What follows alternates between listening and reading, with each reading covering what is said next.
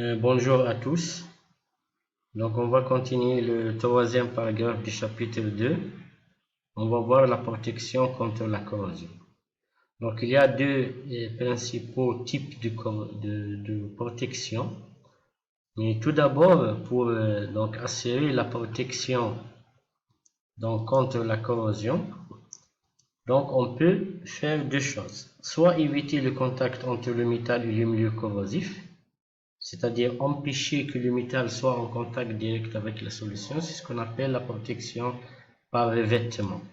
Ou bien soit diminuer la densité du courant anodique et ramener le métal dans sa zone d'humidité cinétique en jouant le rôle d'une cathode. Donc ça s'appelle la protection électrochimique. Donc on va commencer par la protection par revêtement. Donc la corrosion étant provoquée par le contact du métal avec un environnement corrosif, on évite ce contact par le revêtement de la surface métallique d'une couche imperméable. Donc il existe deux types de couches qu'on peut le faire, les couches métalliques et les couches non métalliques. Si on prend la protection par revêtement non métallique, donc la première idée c'est d'empêcher tout contact entre O2, l'eau et le métal, ce qu'on réalise par peinture, laquage, film plastique, ainsi de suite. Ce sont tous des revêtements non métalliques. L'inconvénient majeur ici de ces procédés est lié au phénomène de corrosion par aération différentielle. Donc si j'ai le moindre piqûre dans cette couche imperméable, donc on aurait le métal émis à nu, et dans cette zone là le teneur en oxygène est plus grand que ailleurs à l'intérieur du métal, donc les parties intérieures vont subir la corrosion. Et le problème c'est qu'on ne peut pas constater ça puisque le métal se met à se corroder de l'intérieur, dans la partie qu'on ne peut pas le voir, c'est pas dans la zone de piqûre là. C'est ça l'inconvénient majeur de cette protection. Il y a aussi la protection par revêtement métallique. Donc, on dépose une couche d'un métal. Donc, ce dépôt peut être réalisé de plusieurs manières, par exemple par électrolyse. Donc, on prend un métal qui joue le rôle d'un réducteur sur lequel se réduit un autre métal.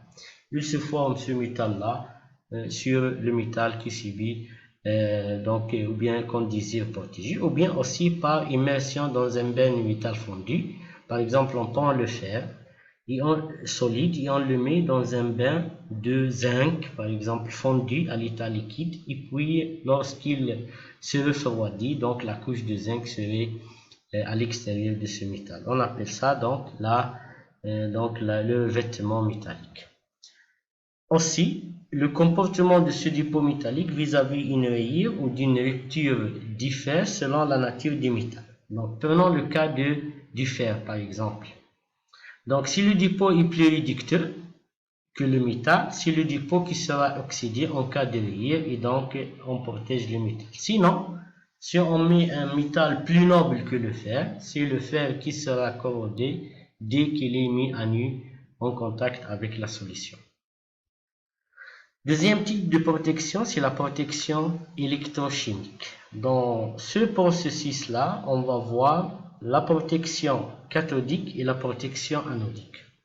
En prenant tout d'abord la protection anodique par passivation. Signifie quoi? On va donc amener le métal dans sa zone de passivation, c'est-à-dire on va le laisser se corroder, subir l'oxydation jusqu'à ce qu'il recouvre d'une couche d'oxyde ou d'hydroxyde. Et donc, on va l'amener dans sa zone de passivation ou même de transpassivation qu'on avait dans la partie précédente. Donc, dans ce cas-là, il faut amener, par exemple, le fer ici au-delà de son potentiel de flat. Au-delà du potentiel de flat. Donc, dans cette partie-là, donc le fer, il se trouve dans sa zone de passivation ou ici dans sa zone de transpassivation.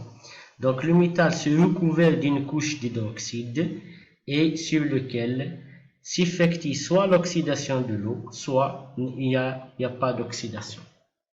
Donc cette protection, ça s'appelle la protection par passivation. Mais de même, cette technique est très fragile parce que la couche d'hydroxyde ou d'oxyde qui se dépose sur le fer, elle est facile à être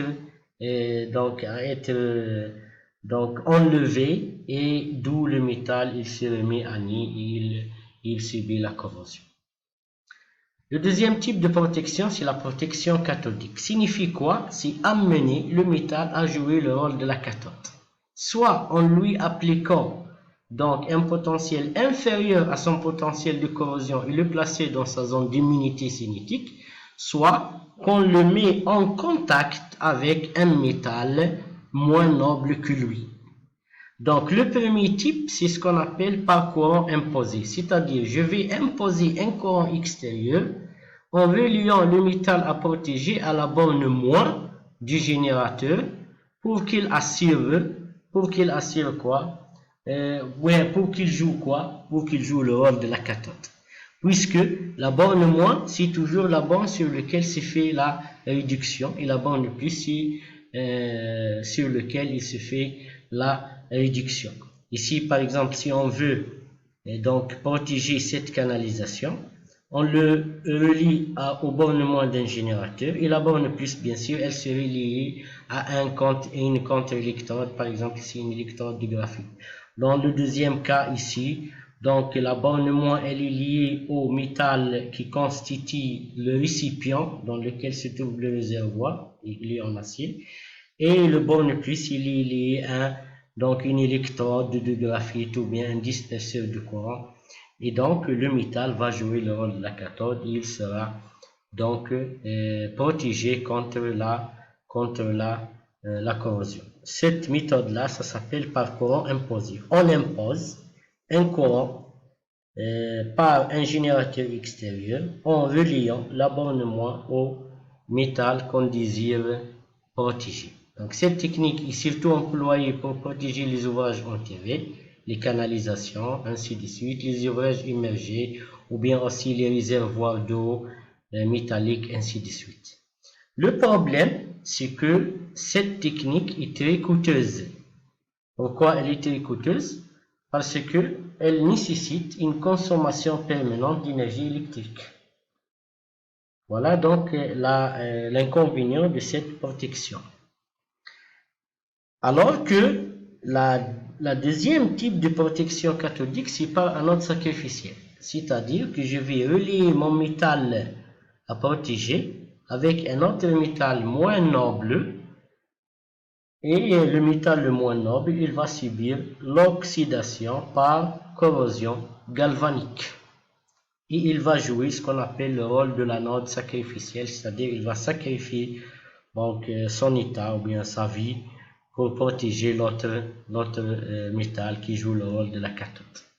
Donc l'interprétation, bien sûr, elle est liée à la corrosion galvanique qu'on a vu précédemment, c'est-à-dire si je mets deux conducteurs ou bien deux métaux en contact dans une solution, c'est le plus noble qui sera protégé et le moins noble qui sera corrodé. Donc ici, par exemple, si j'ai une canalisation en fonte, si je le relie directement à une électrode ou bien un métal ou bien une pièce sur une lame de zinc ou de magnésium, le magnésium ou le zinc était moins noble plutôt que l'acier ou le fer, et donc c'est lui qui va subir l'oxydation et le fer serait protégé. Donc l'intérêt de ce processus ou bien de cette protection, elle réside dans sa permanence, et elle n'est pas coûteuse puisqu'on va utiliser une pièce qu'on va le mettre, et cette pièce-là, donc elle assure la protection jusqu'à ce qu'elle disparaisse totalement. Donc on doit utiliser une autre pièce, ainsi de suite. Donc il doit, chaque fois que la pièce elle serait donc consommée, on doit la remplacer de nouveau pour assurer la continuité de la protection. Donc cette méthode est utilisée par exemple pour protéger les moteurs et les arbres d'hélice des bateaux ainsi que les coques quand elles sont métalliques. Et on utilise donc les anodes sacrificielles en zinc, plus précisément pour protéger du fer ou d'acier. L'anode, donc, se corrodant, il faut la remplacer périodiquement. Donc ici, je vous montre une photo sur l'anode sacrificielle utilisée dans les coques des bateaux et les hélices des bateaux. Voici donc le zinc qu'on le met en contact avec le fer qui constitue le corps du bateau en bas. Donc c'est le zinc là, il se corrode à la place du fer en protégeant le fer. Donc il y a un zoom ici sur cette électrode qui est mis, l'électrode ou bien l'anode sacrificielle qui est mis en contact avec le fer. C'est lui qui va subir la corrosion lorsque le bateau lorsque le bateau est mis dans l'eau. Et une troisième photo en vous montrant que les anodes doivent être changées. Donc une fois que les anodes se corrodent et disparaissent, il faut ou bien s'épuisent, il faut les remplacer. Voici donc des anodes usagées. On les a déjà remplacées par des autres. Donc pour éviter un phénomène pareil à ceci, la corrosion du fer, il faut utiliser une des méthodes suivantes. Donc le chauffage, le galvanisation à chaud, l'électrozingage. Donc toutes ces méthodes-là sont des méthodes par revêtement, ou bien une des méthodes par protection par anode sacrificielle ou par courant imposé, ou aussi phosphatation ou parkinisation. Tout ça, toutes ces méthodes-là, ce sont des méthodes techniques de revêtement. Et en conclusion, on a examiné les procédés usuels les plus courants de protection du fer contre la corrosion. Les causes de la corrosion ont été également étudiées, mais on a simplifié cette étude parce qu'on a supposé toujours que le métal est pur et homogène, c'est-à-dire on n'a pas s'intéressé à l'existence des hétérogénéités au niveau du métal.